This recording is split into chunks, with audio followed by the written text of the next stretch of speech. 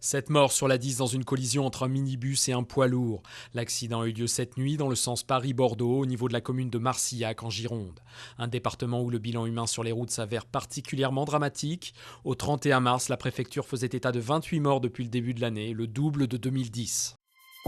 En Syrie, alors que les pressions se multiplient sur le régime de Bachar al-Assad, plus de 230 membres du parti Baas au pouvoir ont annoncé leur démission.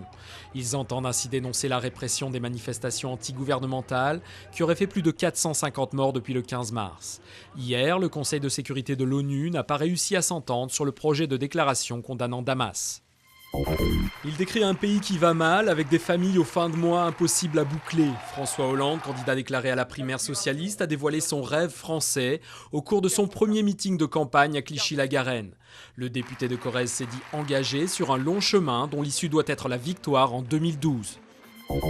Un taux de pauvreté stable, mais des inégalités qui se creusent en faveur des plus riches. C'est le résultat d'une étude de l'INSEE portant sur le niveau de vie des Français entre 1996 et 2008.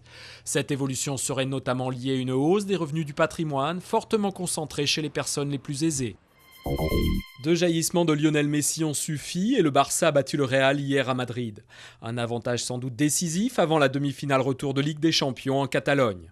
Après la victoire mardi de Manchester United sur la pelouse de Schalke 04, Espagnols et Anglais devraient se retrouver le 28 mai à Wembley pour une finale de rêve entre les deux meilleures équipes du moment.